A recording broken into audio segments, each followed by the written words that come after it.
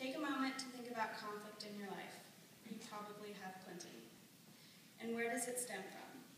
My guess is love, whether it's love for yourself, for others, for the environment, for money, the list goes on. Most of your issues stem from some sort of love. So logically, if love creates trouble and trouble creates pain, then do we love with the inevitable outcome of suffering? Clearly, love is not perfect. However, that doesn't make it unworthy of pain. Like Franzen says, pain hurts, but it doesn't kill. This year, in my language and composition class, we read a speech by acclaimed novelist Jonathan Franzen. In Franzen's 2011 commencement speech for Kenyon College, he speaks on the topic of love versus like. He brings up the issue of Facebook and the ability to like pictures, pages, comments with a click of a mouse.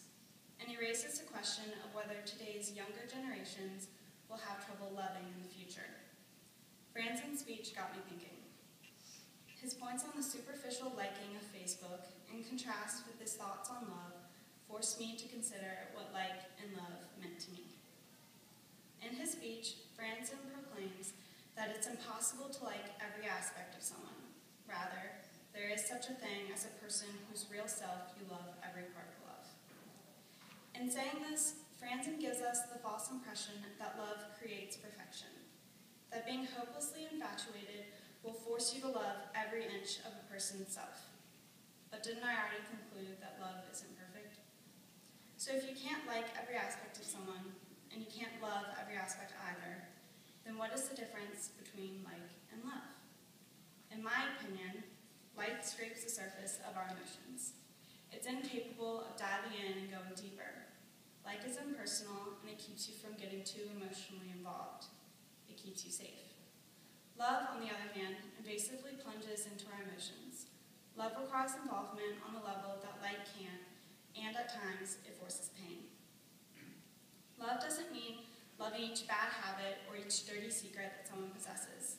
Love simply means acceptance. You accept the bad habits and the dirty secrets that someone carries, but by all means, you don't have to love every bit of it.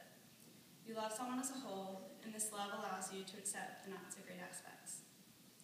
I can't tell you the number of times my sweet 12-year-old toy poodle Annie has had an accident on something of importance to me, whether it be my Cheetah Prince Snuggie or my MacBook.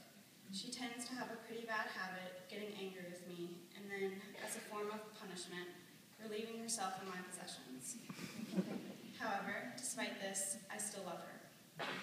I myself have developed a bad habit of leaving my dirty dishes in the sink, instead of putting them in the dishwasher where they belong.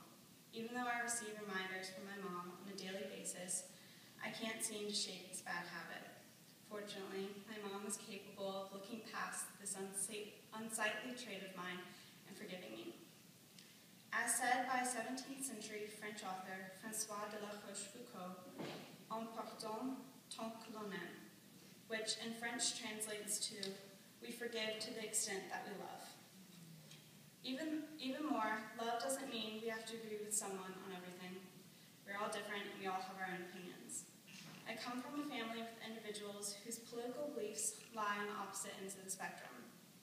And although we may get into arguments when discussing who the next president should be, I don't love any of my family members less for this. But love isn't limited to just people. Love extends to our passions and to the things that make us unique.